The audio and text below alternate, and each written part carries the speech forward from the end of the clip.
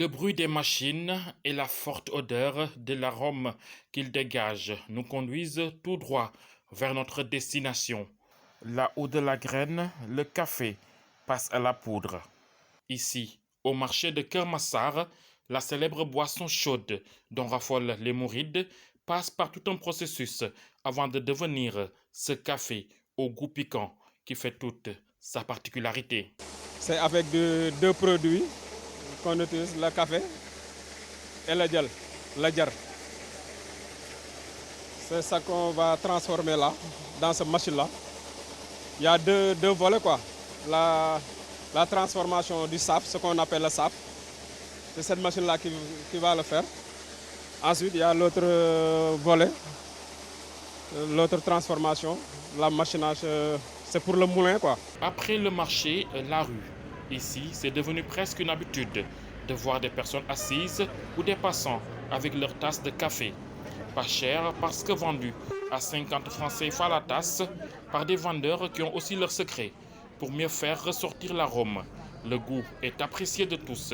Certains viennent de loin, juste pour déguster. Concernant les ingrédients, il y a des gens qui mettent du khorompolé, voilà, il y a des gens qui mettent du jar, voilà, il y a des gens qui mettent même du muscade. Hein. Chacun a sa façon de faire, quoi. Chacun a sa façon de faire. Mais de toute façon, il y a des gens qui ont leur secret. Il y a des secrets, on ne le dit pas, quoi, franchement. J'étais épuisé et j'ai demandé à mon petit de m'accompagner ici pour me faire une tasse de café. Ça donne de l'énergie, je me sens déjà mieux. J'habite loin, mais je fais le trajet sans hésiter. Là, je dois repartir regarder un match. Les grains de café sont aujourd'hui importés de Côte d'Ivoire. Mais d'après ce qu'on dit, c'est cher Ahmadou Bamba qui, de retour de son exil du Gabon, a apporté ce café, aidant à le rendre populaire au Sénégal. Le café Touba, tout le monde le sait, comme on le dit, le café Touba. Tout le monde dit que le marabout, Seigne Touba, a fait une bénédiction sur le café Touba. Bon, tout le monde le prend, hein. C'est bon. Hein. Concernant l'origine, bon, il paraît qu'il y a des gens qui disent que ça vient du Côte d'Ivoire, je ne sais pas. Mais de toute façon, d'après ce qu'on sait, on sait que on sait que ça vient de Serigne Touba. Serigne Touba, c'est celui qui l'a initié, quoi. Donc on vit avec. Les travailleurs du café Touba gagnent certes leur vie, mais estiment encore avoir du chemin à faire, surtout dans la modernisation de leur activité. Toujours, on se réveille à 5 h du matin. On est là à partir de 6 h jusqu'à 11 h le matin.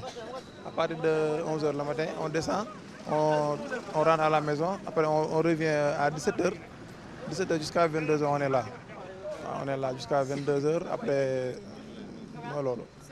Ouais, sur la modernisation, on a besoin de machines, d'autres d'équipements nouvelles, quoi, pour la transformation. Si on avait ça, vraiment, on allait vraiment travailler bien, augmenter notre revenu, augmenter encore le personnel. Mais actuellement, avec nos propres moyens, on se débrouille, quoi, pour faire la transformation. Nous ne sommes pas des complexes, nous sommes des talibés de Serigne Touba. Donc tout ce qui n'est pas du vol, tout ce qui n'est pas incompatible à notre islam, tout ce qui n'est pas incompatible à notre islam, on le fait, quoi. On fait tout pour s'en sortir. Voilà, nous ne sommes pas des complexes. Tout ce qu'on voit et qu'on sait que si on y met, on va s'en sortir, on va s'y mettre, quoi. Ce marché florissant de la vente de café Touba attire depuis des années des étrangers qui s'y lancent, des Guinéens pour la plupart qui choisissent ce créneau qui ne demande pas un grand investissement.